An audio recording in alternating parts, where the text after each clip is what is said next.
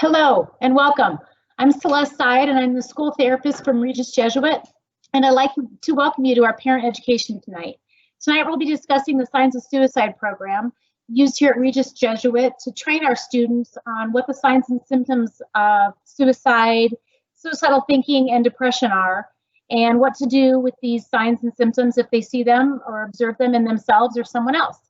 I'm now going to turn the presentation over to Dana Bauer, and she's going to start us off with prayer and then begin our presentation. Good evening, everyone. My name again is Dana Bauer, and I'm the AP of Student Support at Regis Jesuit. I have worked at Regis for 10 years in a variety of different positions as a Boys Division School counselor, in the past and now in administration. And I'm so thankful to have you all here with us tonight to be discussing a topic that can be difficult and triggering for some people. So if there are things that we talk about, statistics that you hear tonight that make you feel just too uncomfortable to stay on the call with us, please feel free to leave at any time. We are going to be recording the event tonight, and we will put it on the Regis website for you in the school counseling tile under My RJ. And that should be probably, I would hope, to be up in the next week or so for you all to see and listen to at your convenience. But this is a very important topic and something that we feel really passionate about. Celeste and I did a presentation on this, I think last year as well, in person. But this is our first live event, so please bear with us if there are technical glitches. Celeste and I were joking that we have degrees in psychology, not in tech. So we're crossing our fingers here. So just be with us and please be patient. This presentation shouldn't be over an hour. We're thinking, we practiced it earlier today, thinking a little bit less than an hour, and there will be time for Q&A. The chat will open at the end of the presentation. And so please feel free to write your questions in there.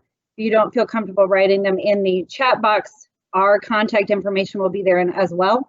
And you can always reach out to Celeste or I via our email or our phone numbers in our offices. So as we like to start all of our presentations at Regis Jesuit and all of our days and end our days as well, we'd like to start with a prayer. And this is one that I found on Xavier University has a wonderful resource of prayers. And we just found this one, Celeste and I, it spoke to both of us. And we hope it speaks to you. So in the name of the Father, and the Son, and the Holy Spirit. This is a prayer called Deep Listening. God of silence and God of all sound, help me to listen. Help me to do the deep listening to the sounds of my soul, waiting to hear your soft voice, calling me deeper into you. Give me attentive ears that begin to separate the noise from the sounds that are you who have been speaking to me and through me my whole life, for so long that you can seem like background noise. Today, help me hear you anew. In the name of the Father, and the Son, and the Holy Spirit.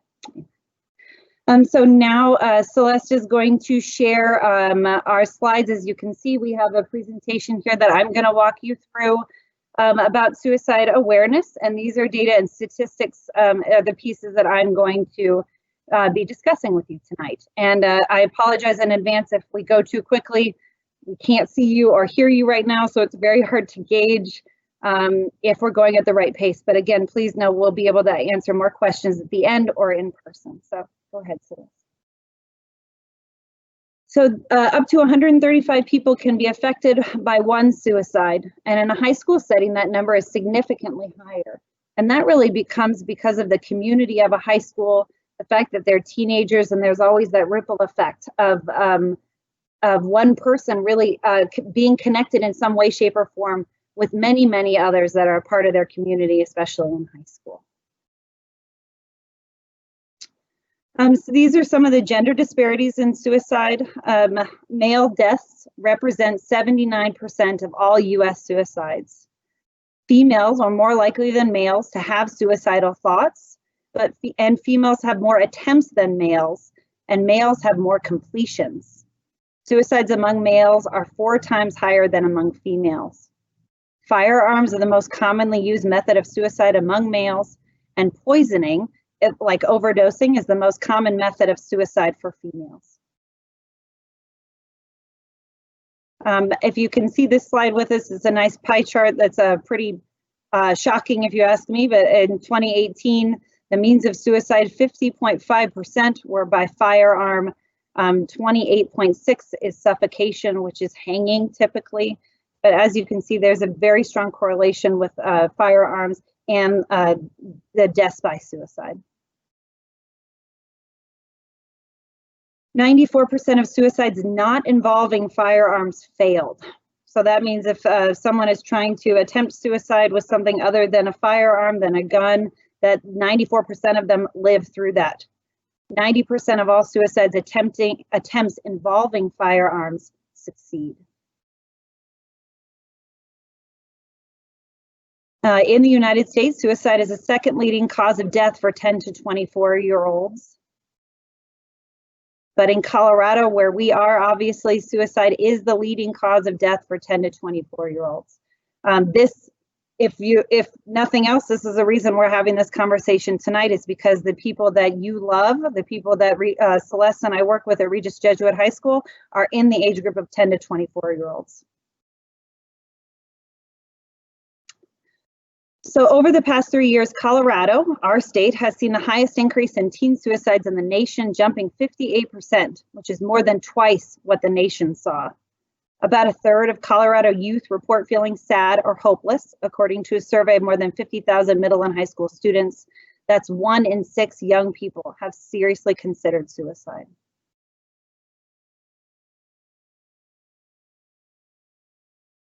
So in 2019, the stats that we have here, Celeste and I look at every year, they come out in our state, I think about the end of September. So we just grabbed these for you. So in 2019 in Colorado, there were 248 homicides, 454 deaths from pneumonia and the flu, 610 breast cancer deaths, 608 motor vehicle deaths, and 1,287 suicides. This number is up from 1,271 in 2018, and it's the highest number in Colorado history.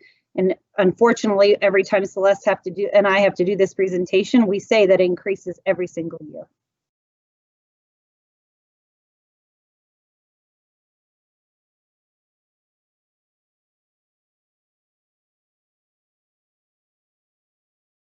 There we go.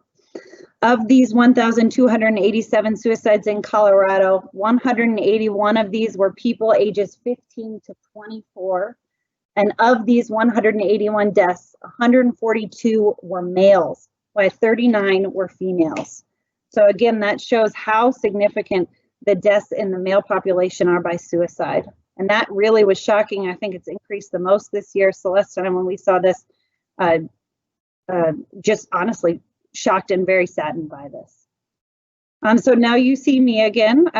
Thank you for bearing with us through those statistics. I hope they were eye-opening, and I hope they were a little shocking so that you see how important this conversation is.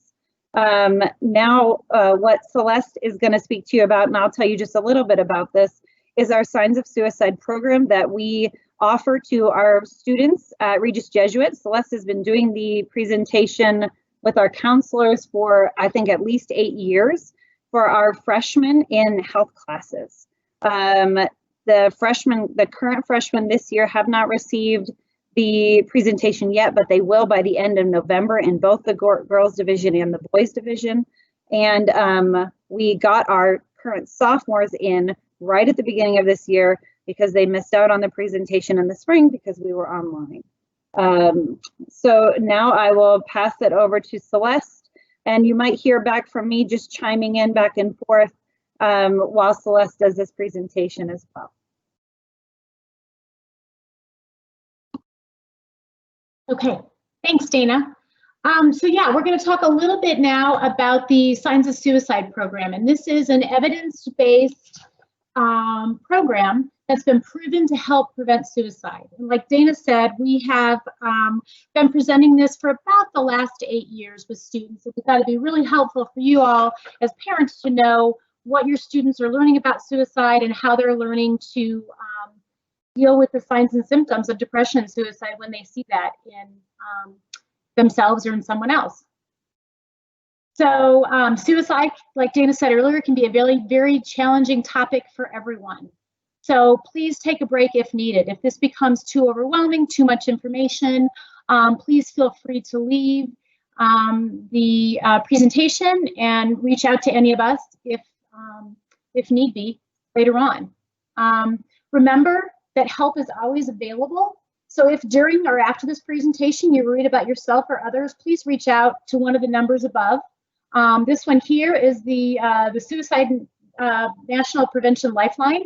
It's a 24-hour lifeline that we encourage all of our students to use. We've had a lot of students have called that on their own for their own purposes, and it has been very helpful. There's also a text line. You can text ACT, and the students are given that information.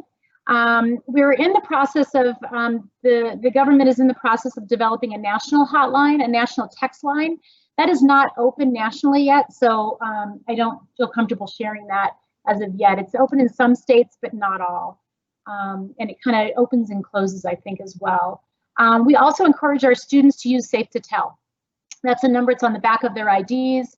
It's on our website, and we've had a lot of students use that if they're worried about themselves or someone else. Okay, so let's get started. Our agenda. The Signs of Suicide program and the parent training is to help your child save a life. We're going to talk about some youth suicide prevention basics. Then we're going to go on to talk about ACTING. That acronym stands for Acknowledge, Care, and Tell. This is what we are teaching our students to do. And the next thing we're going to talk about is what to do when your child acts, what to do when your child does those things. We're also going to talk a little bit about helping your child develop some coping skills and then some resources as well. Okay, so we're going to move on to just a brief kind of discussion about why does suicide happen. And most often it's because someone is trying to stop intense emotional pain. This cube, the Signs of Suicide, the SOS program, uses as a visual to display the complex mix of factors that could lead to someone to think about suicide. One of those factors could be untreated depression. The majority of people who die by suicide have a mental health disorder, most commonly depression. And depression is very treatable. 90 to 92% of people who seek treatment for depression find some relief. When depression goes untreated, a young person may oftentimes feel so hopeless that they consider suicide. So that can be one of the factors in this complex situation. Another one is drinking and drug use. Many young people who struggle with depression also struggle with alcohol and/or drug use. A lot of times people with mental health disorders, mental health conditions, try to self-medicate, and they use drugs and alcohol to do that. That's why it's really important, and we try to stress this all the time, to talk to your child about the dangers of using alcohol and drugs to kind of try to cope with negative emotions. Another factor can be isolating and withdrawing. A lot of times we see our students isolate and withdraw from each other and kind of cut themselves off from others, and that can be a sign of depression, which can also lead to some suicidal thinking. There's also oftentimes a loss of hope. That's another warning sign of suicidal thinking, a feeling of hopelessness and worthlessness. Access to guns. Dana talked about this a little bit earlier, that 50% of all suicides involve firearms. Suicide crises are often short-term, but having access to a gun makes it easier to carry out the act in an instant. And it's really important. You've probably heard this before, if you do have firearms at home, to keep those in a safe place, keep those locked up, keep the ammunition someplace separate. But I can tell you, and I'm gonna probably 80 to 90% of the students that, and Dana's kind of smiling at me here, I can see her on the screen, 80 to 90% of the students who there is a firearm in the home, they know where it's locked up, they know where the key is. If the ammunition is someplace separate, they know where to find it. So that is something to keep in mind if you have a child who you're worried about and you think might have depression or who might have some suicidal thoughts. Thoughts of suicide. When someone has thoughts of suicide, it doesn't necessarily mean they want to die. Instead, the person's trying to solve the problem of the intense emotional pain and hopelessness. People generally don't want to die, they just want the pain. So, how can we prevent suicide? This one says you play an important role in keeping young people safe. And I think this needs to say we all play an important role in keeping young people safe, especially in a high school. So just like the other cube showed us the complex factors, this is a cube that's going to show us the kind of the building blocks in helping to prevent suicide. The first one is finding, and offering treatment for depression. If you know of a teen that's struggling, or even an adult that's struggling, helping that person find some treatment for depression, it is highly treatable. Healthy habits, modeling and teaching healthy habits. Are we making sure our kids and the people in our lives are getting the right amount of sleep? Are we making sure they're eating correctly? Are they exercising? And we need to make sure that we model those as well for our kids. Connection to peers and trusted adults. This is a very important one. Research shows that if a teen or a child has at least one trusted person in their life, that is a huge protective factor. That connection to a trusted adult is going to help protect them from suicidal ideation, and the connection to peers. It's very helpful for them, and it makes them feel more connected to their community. Coping skills. If we can help our children and our students learn to cope with adversity that happens on a daily basis, and how do we handle the stress that occurs in our lives. And it's not only important to help teach our kids this, but to also show them that we have some productive and helpful coping skills on our own. Preventing access to guns. Once again, it's making sure that those guns are locked up. And if we have a child who is who has depression or maybe some suicidal thoughts, that maybe we get rid of those guns for the time being. And we keep them at a friend's house, at a relative's, or we lock them up somewhere else. And feelings of hope. Can we help offer ways that our students can move forward to deal with their emotional pain and see that there are different strategies that they can use and that we can help them find some hope.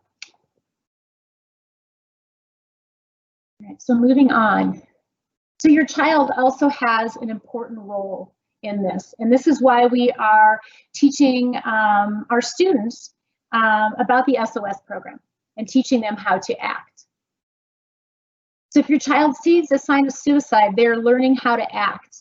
That acronym stands for, they're learning how to acknowledge signs of depression and/or suicide in a friend. Care, the C stands for care. They're showing their care for a friend. And the T is tell, is to tell a trusted adult. So parents are also an important part of this message as trusted adults in their children's lives. Students may talk to you about concerns for themselves or a friend. So that's why we also felt it was important to teach this program. So when your child comes to you, you know a little bit about where it's coming from. Okay, the students are taught through this program, and this program is a series. It's there's an introduction, kind of like a little bit about what we're doing. Then there's a 24-minute video that they watch, and there are some vignettes, some skits that are presented that kind of guide the students through acting, acknowledging, caring, and telling. But then there's also some real life scenarios, some real life testimonials from a couple of teenagers as well. So acknowledging the warning signs of suicide. Most people give clues they're thinking about suicide. There are warning signs. These are the signs that students are learning to identify them. And it's important we feel like it's important for us as adults and parents to know these signs as well. Some of the warning signs are anger. A lot of times in adolescence, depression is manifested in anger and irritability versus sadness, but it can be a combination. There can also be big changes in behavior. Withdrawal from family and friends. There can be giving away belongings. There can be ways, researching ways to kill oneself. Feelings of hopelessness, expressing no reasons for living, no sense of purpose. Another big one is burdensomeness, feeling like a burden to others. Increased drinking or drug use, changes in sleeping, either more or less, dramatic mood swings, and threats, either posting or direct comments about wanting to die. There's also signs of, indications of overwhelming pain. And then, like we said at the end, talking about suicide. And Celeste, before you go on, can you go back? Yep. Sorry, I was just thinking, these warning signs can also look a lot like what high schoolers and teenagers go through on a monthly basis, on a weekly basis. And so the thing to really keep in mind here is it's never bad to have the conversation about what's behind those feelings and those changes that you're seeing. To acknowledge that you're seeing something different might mean that they're just having a really rough week, but it also might be a warning sign that can help clue you in to how to support them better in a time of need. Yep. Those are great points, Dana. Thank you. All right, so care. The next thing that your students are learning is they're learning to show that they care. When they acknowledge one of those signs or some of those signs, that we're teaching them how to approach that person and say to them, it's okay to feel that way. Tell me more about it, and I'm here for you. There's learning how, we're teaching these students the power of listening, of active listening, and showing their friends that they care. Then tell. The T is tell a trusted adult. We're telling these kids, if you're worried that your friend is thinking about suicide, you need to tell a trusted adult. The second most important thing we're telling him is do not promise to keep a secret. It is such a burden, and a lot of times these students feel like, well, a lot of times the people who are suicidal or depressed say, you need to promise not to tell anyone. And that is way too big of a burden for anyone to carry on their own. What we stress to your teen is that, your job as a friend is to love and support this person, but you can't fix it. If someone is suicidal or depressed, all the love and care and support is not going to fix that. That person needs to see and needs to go talk to a trained professional. And that's really hard a lot of times for these students. They're like, well, I'm going to lose my friend. What we talk to them about is it's worth making a friend mad at you if you're trying to save their life.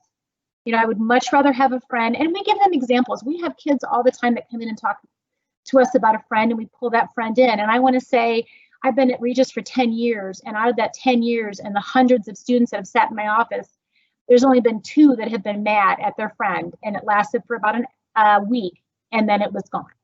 They appreciated that their friend cared enough about them to tell a trusted adult.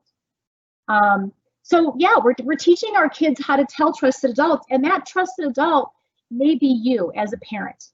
We're asking them through this program to identify trusted adults at school that they can talk to about this, and also who they can turn to at home, outside of school, in times of distress. So, there may be a time, like if you look at the bottom of this slide, it says, Mom or Dad, I need to tell you about something. I'm getting worried about, I'm worried about someone.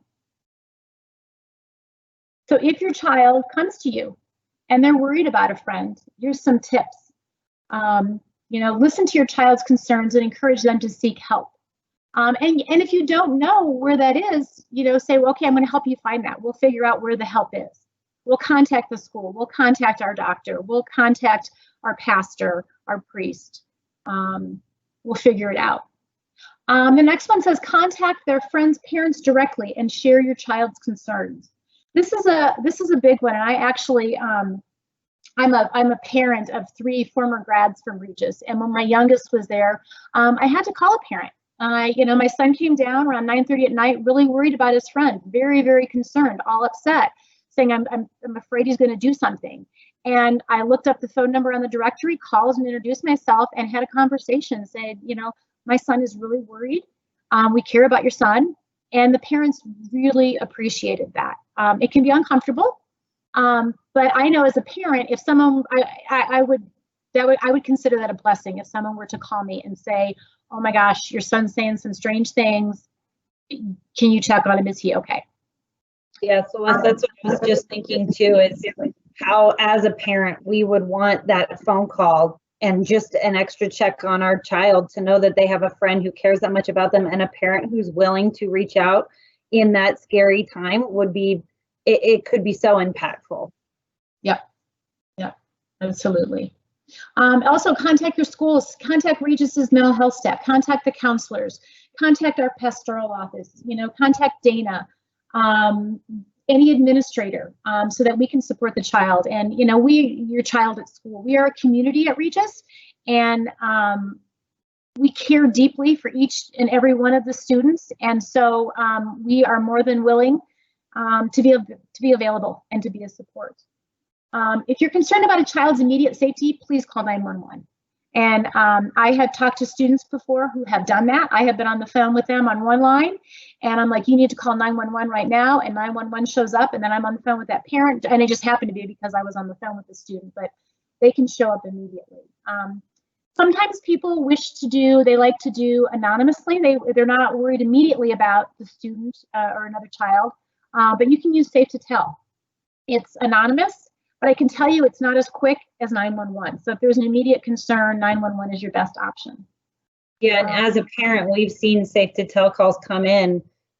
We don't know who they're from, but it definitely doesn't sound like a student all the time. So you can tell that parents are using that same resource that we provide to our students is provided to the parents as well. Yep, exactly. And then at the very last thing here just talks about reassuring your child that they did the right thing and telling you that you're working together to save a life. Yes, their friend might be mad, but hopefully their friend will be alive.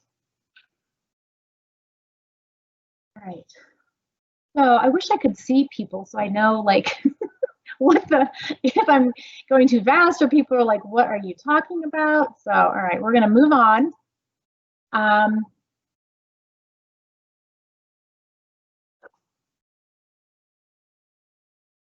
Yeah. So if they're worried, there's always help available.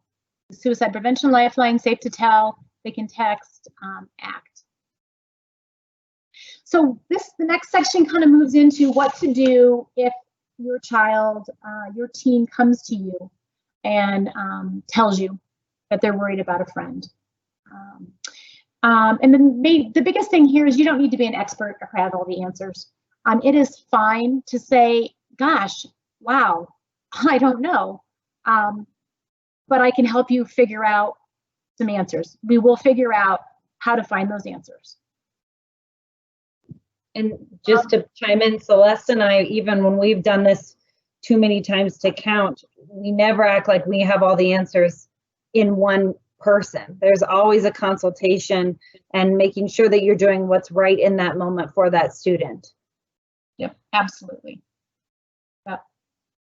So the first point here says, give yourself permission to be human. It's common to feel uncomfortable with this topic. It's not a comfortable topic. And you can have all the practice in the world and it's still going to be uncomfortable. And that's okay. It helps a lot of times to talk to a supportive person beforehand or debrief after. If you get a text from your student, your teen that, "Hey, I'm really worried about someone. I need to talk to you about this when I get home." Maybe it's helpful to get your sister on the phone, your brother on the phone, a colleague, someone to kind of say, "Oh, wow, can we walk through this a little bit? Because I'm afraid I'm going to have to talk to my student about, or my teen about some suicidal thinking, or their friend, or depression themselves. I need to talk to them. I need to have a mental health discussion. I don't know how to do that." It helps to have that support. And that's something, talks debriefing afterwards. That is really important. Like Dana said earlier, we do that all the time. We do not work in isolation. We work as a team, and we debrief with each other because it's necessary and helpful. And most importantly, never keep what you learn a secret. Just like we've talked to the kids, your students, about never keeping secrets. The same thing goes for adults. We cannot keep this subject a secret. I know sometimes we get caught up, and I know in being a parent, it's like, well, they might not want everyone to know their business, but in terms of suicide, it is okay to get into someone else's business. You will save a life.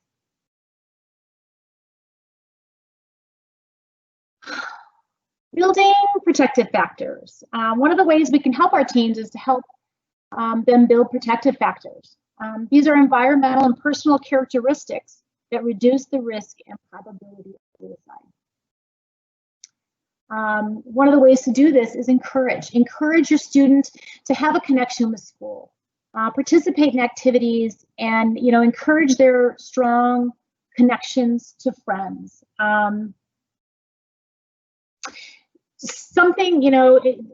One of the struggles right now is that due to COVID and our distance learning and how things are so bizarre right now, some students thrive during distance learning and others struggle without their favorite sports and activities and access to trusted adults. So, we're working as a school really hard to try to figure out what are ways that we can still foster connectedness. And we encourage you as parents to work with your children to figure that out as well. How can you keep fostering some connectedness and encouraging participation to build those protective factors? Celeste, that's what I was thinking, in this time where a parent might be a little more hands-off, usually this might be the time to really help build those protective factors, push a little bit harder than you would in normal, quote unquote, normal time to help foster these participation in this connection. Yeah, exactly. Another way that we can help with protective factors is just letting your child know that you are always ready to listen, whether they're concerned about a friend or struggling themselves, that they don't need to worry alone. It's part of that community, right? That we've got you. I might not have the answers as your parent, but I can help you figure out where to get those. We all can also help our teens by helping them build coping skills. And coping skills help people deal with unpleasant feelings and hard times. Some examples are exercise, writing down what you're grateful for, talking to friends and family, listening to music. A lot of this is also, how do you model coping skills for your teen? I mean, I know for myself, I model for my kids. I take a walk every day. Dana calls it my old lady walk.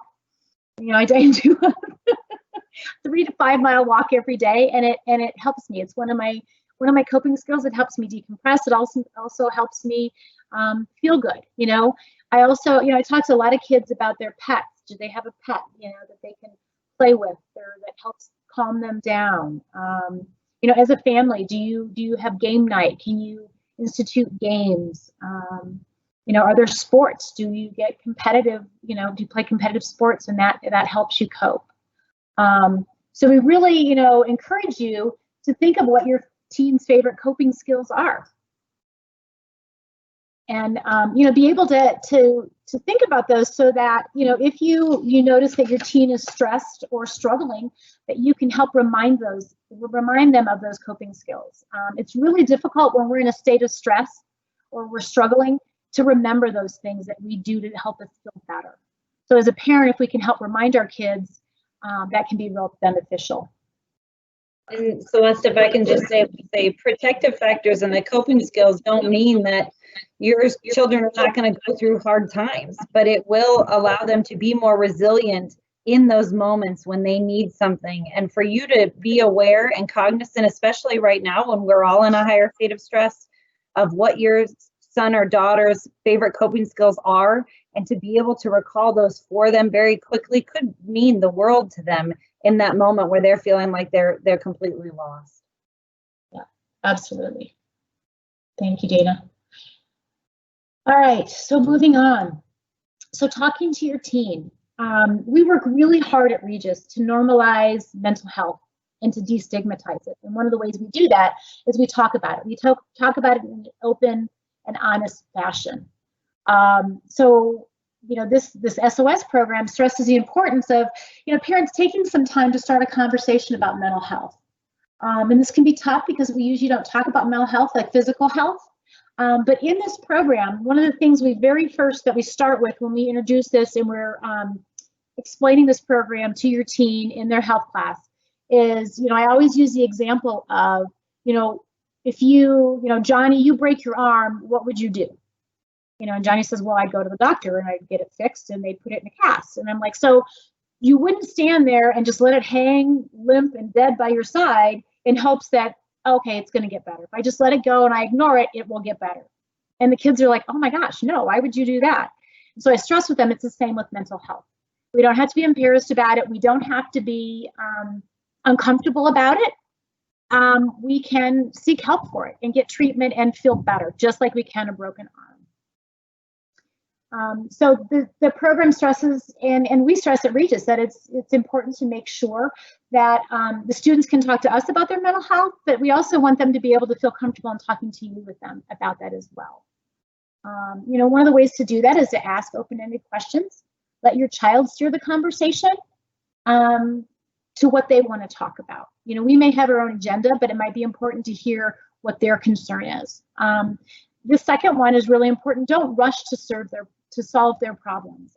As parents, I know for myself, I know I try to do this a lot and I want to jump in and solve it because it's hard to see our kids hurting and it's really difficult to see them struggling. So we want to fix it for them. But if we rush in and solve their problems, what we're telling them and what we're showing them is that we don't think that they're capable enough to do it themselves. And we want to be able to let them know that we are there to support them and help them and guide them, but that we have faith in them and we can help them solve their problems, but we're not going to do it for them. And that builds resilience in them, which is going to help them in the long run with those coping skills when life gets difficult. The last point is be available and make sure your child knows it. I'm around if you want to talk later. May help. You may start that conversation and your team may be like, oh no, we're not going here. And that's okay. Those cues. You can back off and say, okay, I'm here if you want to talk about it or when you want to talk about it. Okay. The next slide asking about suicide. This is probably one of the most difficult things to do. It's okay to ask about suicide. And I've been at Regis for 10 years and I have conversations numerous times every year with adults, staff, people that that are outside of even the school. And I let them know that it is okay to ask about suicide. I mean, and when I tell people are like, oh my gosh, really? Like I can ask that question? And I'm like, absolutely. And I would hope that you feel like you should ask that question if you were worried about someone. And the big thing here to stress is that you are not going to put that idea into someone's head. If Miss Bauer is not thinking about suicide, but she still seems off and down, and I ask her if she has thought about killing herself, she's not all of a sudden going to go, oh, wow, what a great idea. That is not the way it works. I am not planting that seed in her brain. That is not the way it works. But if she has thought about it, she is going to feel really grateful and probably heard that somebody recognized in her that she had those thoughts of suicide. Discussing suicide openly is one of the most helpful things we can do with somebody who is vulnerable. Ways to do this, how do you ask those questions? There's some indirect ways you can do it. You can say, do you wish you would go to sleep and not wake up? Those are also good cues to listen to. Those are clues that sometimes our teens say, or people who are suicidal say, like, I just wish I wouldn't wake up in the morning. Those could be indications that they are thinking about suicide. Another indirect question could be, do you wish you were dead? Some more direct questions are just saying, have you thought about killing yourself? I'll ask somebody, have you thought about dying? Have you thought about suicide? It is okay to say that word. It's a really hard word to say, but we can do that, and we should be able to do that if we're really worried about someone's safety. And you know what? And if you can't do that, if you can't ask those questions, reach out to us or reach out to a friend and have someone do that for you, and that's okay too. Dana, you want to add anything to that? No, I was just thinking about when we talk about maybe how not to ask the question. So if Celeste was thinking of hurting herself, and I said, Celeste, you're not thinking of killing yourself, are you? So if I'm saying it in that moment, what Celeste hears is, oh, Dana can't handle if I say yes to that question. Yeah. And so it's not allowing. By like, are you, right? So it makes me think you're leading me to say, oh, no. You want to ask that fully open question. Yeah, that's all I had to add. Okay, thank you. That was a great point. Okay, some tips for getting teens to talk. These are just some suggestions that are part of the program. Teen-led family meetings, let your teens set the agenda, playing a game. I like the more organic ways, like the number 3, if a subject comes up in a movie or TV show, have a discussion about it. That's an awesome opportunity to say, wow, what do you think about that? That person was just thinking about killing themselves. Have you ever thought about that? Or do you know anyone who's thought about that? Those are great ways to have organic conversations that don't seem forced. A lot of times you go out for a walk, the relaxed atmosphere can help make it easier. Number 5, taking a drive. This was a great opportunity for me when my kids were younger and I would pick them up from Regis and bring them home. When they would kind of debrief their day, I would get a lot of information, and this was a great avenue sometimes to start that conversation. Continuing the conversation when it starts, continue, don't let it be a one and done. Or have multiple mini conversations. Sometimes this is a lot to talk about at one time. So maybe over the course of, a month, you kind of start talking more and more about mental health. Last one, enlist other trusted adults. Sometimes a grandparent or an aunt or uncle can break through when parents have been shut out. And we see that a lot where students don't feel like they could go to their parents, and most often it's because they don't want to upset their parents. They're like, no, my mom will get all upset, my dad will get all upset. I don't want them to feel like they haven't been a good parent, or that there's something, wrong with what happened. And there's just numerous reasons. So sometimes it's important, to have a strong, trusted other presence in their life that could be part of their family, like an aunt or an uncle or a grandparent or an older sibling. For you all here this evening, this is a great opening segue to a conversation of saying, hey, I listened to Mrs. Bauer and Miss Saya talk for an hour about this context, and I want to know what you think about it and move from there. So use us as your excuse to start the conversation. Yeah, exactly. All right, moving on. So we've given you a lot of information tonight. And this is a hard subject because I can't see your guys' expressions in your faces right now. So we can't, like Dana said, I can't read the audience. And I apologize for that. This is something that I like to be able to do in person so that I can tell if, like people look like they're questioning or this is upsetting. We have no idea. So I apologize. But what we wanted to be able to stress is that, if there's any takeaways from tonight, we hope it's, these kind of 3 action steps, that you're able to look out for the warning signs, and just as your student is, that we're teaching your student to do, and seek help immediately.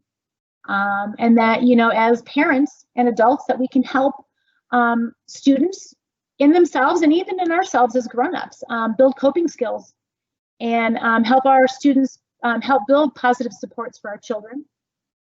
And the last is be able to talk to your child about suicide and be ready to listen when your child acts. They will all be getting this, like Dana said, the freshmen. So the juniors and seniors got it during their health classes freshman year. I hope they remember a little bit about it, if not most about it, or at least the ACT part. The sophomores just received it all probably like a month ago. Because not everyone got it because we weren't in school all year last year. And the freshmen will be getting it.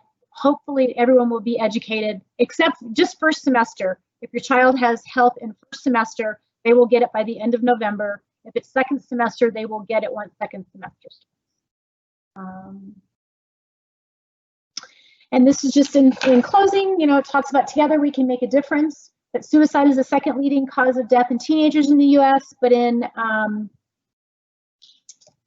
Colorado, it's the leading cause of death.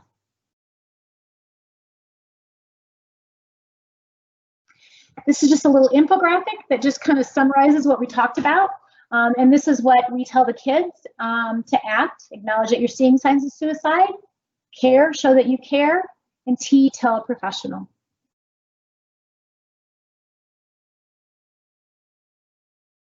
Oh, wait, there's another page. Oh, I skipped one, sorry. So there is a parent page to this. If you go to sossignsofsuicide.org/parent, you can view some of those video clips that your student is seeing when they get trained in this. There is also a adolescent depression screening that you can anonymously take for your child to see if you feel like your child has any signs of depression and might need some help. Our follow-up when we get done teaching this program is they're part of the training for the students is there's a quick survey that they do that asks them that based on the activity that we just did, do they need to speak to somebody about themselves or a friend? And part of that survey also asks them to identify a trusted adult in the school setting and a trusted adult outside the school setting. So we, can you see that now? Oh, I didn't do it, sorry. So that's the survey that we do. And we have had a lot of kids say, yes, they need to speak to somebody. And that survey goes right to the counseling office. Myself and the counselors go through that. We pull those kids that day and talk to them and say, hey, you have some questions. Because we want to make sure if it's immediate, we can handle that immediately. A lot of times it's these students are worried about their friends like at a different school. And if your student gives us that name and the school, we reach out to their counseling department and say, hey, we are worried about this student. And that has been really effective, and the schools really appreciate, the other schools appreciate that as well. Dana, anything to add with that? No, I did start the Q&A, I believe. If I did that right. I hope I did. I'm crossing my fingers, everyone. And then in the chat as well, in the Q&A, I put my email address and Celeste's. You can find that everywhere on the Regis Jesuit. Hi again. You can see that everywhere on the Regis Jesuit website. So please feel free to reach out to us if right now feels like a weird time to ask a question and you'd rather speak personally one-on-one, we are more than available. And we so appreciate your time tonight. Again, we wish we were in front of you to have this conversation, but this is better than nothing. And I hope that you're being able to take away at least a few things that will help you build those coping skills in your son and daughter and have the hard conversation when it's needed, and also know that we're here to help and support you through this process and through your son and daughter's 4 years at Regis. I don't see any questions yet, Celeste, but we will stay on definitely. So if you need to leave, please feel free, but we will be here to answer questions as well for another few minutes at least. Yeah, and Dana, I'm gonna put our contact information on the slide as well. So you're gonna go away. In a minute, you will go away, and I will. Hold on, I'm gonna get to the other presentation, and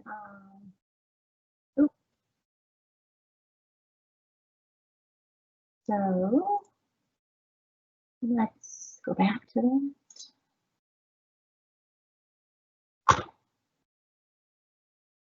All right.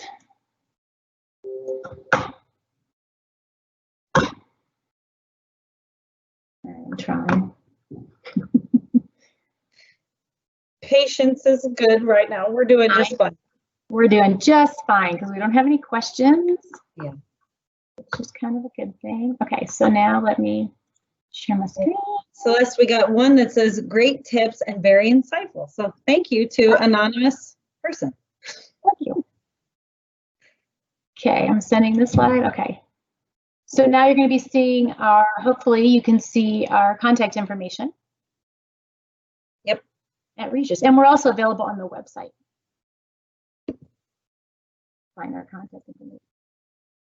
And again, everyone who's still here, we're hoping that we will put this information and this recording up hopefully in the next week or so. We've worked with our tech team to help us figure out how to do that, but we will get it on for you and show you where to go as well. If you want to watch this again, share it with whomever you like. The more people who can see this, the better to help our young men and women and, you know, ourselves as well. So thank you very much. I think I have one other question. Let's see. Yeah.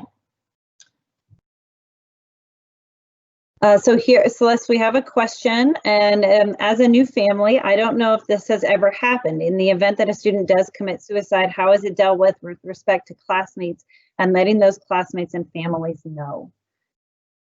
Do you want to, Celeste? Or I can give a little bit of background because every situation is so different. There's a playbook, but there's not a playbook. So it would depend on what the family really wants the school and the community to know and to discuss is first and foremost. We would never be publicizing anything that the family did not want us to. And there would most likely be some sort of acknowledgement of it, obviously, or of a death in our community. And from there, we take steps based on the respect of the family as to what they would want from Regis Jesuit in order to care for them. Anything else, Celeste? No, and there's a protocol that we follow. That's a standard protocol that's set out by the SAMHSA, which stands for, oh gosh, help me out here, Dana. It's best practices. Yeah. It's a mental health. It's a government mental health agency, and I'm so really bad I don't know what it stands for, but I work with it all the time. But yeah, there's a protocol that we follow, and we do respect families' wishes. We don't, a lot of times, this is what's frustrating sometimes, I think, too, when we know that there are deaths at other schools, and we hear, you know, the students might hear that it was a suicide, but the school isn't, you know, the school might not be putting anything out about a suicide. We can only tell the story that the family wants to tell. So we tread lightly on that. We acknowledge the death like we acknowledge any death in our community. There's another question too, actually, that are kind of similar about why is the suicide rate so much higher in Colorado? There's a few different factors for that. If you look at the national statistics as where suicide is highest, it's typically in the western states, Colorado being one. And there's many different factors for that. I'll tell you a few. One is that Colorado has a high rate of gun ownership. Another reason would be that we have a high rate of substance abuse in our state. Another reason would be is that we have a lot of rural areas who do not have access to mental health supports fast, which makes a big difference for people who are in crisis to get the help that they need. And then there's also ideas that in the West, we have to pick ourselves up by our bootstraps, and we should be able to handle everything ourselves without asking for help, which there are many things that I do not agree with in regards to that statement, but it is kind of a feeling internally in Western states such as Colorado. Celeste, any others that I'm forgetting there? No, and that's it. And that's always one of the most frustrating things. Why it's so high in Colorado, and what researchers have been really working on lately is why teens. Right. Why are teens in Colorado? Why is that the first? What do I want to say?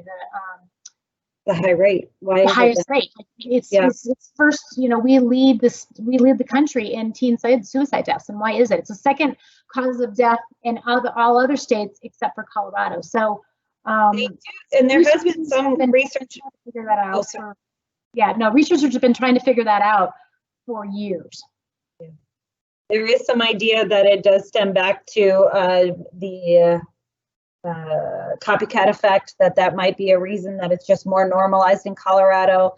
Research is still being done on that, so there's not statistically proven data there yet, but that is one of the reasons. Another person had a question, why is this presentation only given once in the 4 years at Regis? Why not give it every year? This is great info. Thank you. I'm glad you think it's great information. I know that the Signs of Suicide presentation is only given to freshmen, but like Celeste said, this is a conversation that we have every time. I mean, literally every time counselors get a chance to be in front of a student, either in class individually, it's also in theology and in all of our retreats. So this reaching out for help, building of coping skills, finding a trusted adult, all of those things are built in throughout the 4 years at Regis. Yeah, and we're also, Dana, we're also looking at ways to, I'm working with the counseling departments on looking at ways to do follow-ups in subsequent years. One of the reasons we don't do the same program and show the same video every year is because it loses some of its effectiveness, because then you get the eye rolling, the, oh my gosh, here we go again, and it becomes a joke. And we don't ever want that to happen. So we are looking at some ways, and actually SOS and MindWise, the company that puts this on, is looking at better ways to do follow-up. And then we had one other comment that mentioned perhaps elevation was a factor of why suicide rates are higher in Colorado. That's been brought up. The statistical data on that is still a little iffy, but it definitely could be. It's not been ruled out, that's for sure. I do know that. Yeah. Yeah. We don't have any more questions right now, but that is fun to be able to hear from people. Celeste, there were people listening. Yes. Yes, and if anyone has any additional questions, feel free to reach out and email us afterwards or in the coming days, because a lot of times I know too, it takes a while, at least for me even, for information to kind of sink in and for me to process and to go, wow, I should have asked this or I should have asked that. And so if any of those things come up, please let us know. And we will answer your question. And like Dana said, this presentation we will put on the counseling tile on the website, probably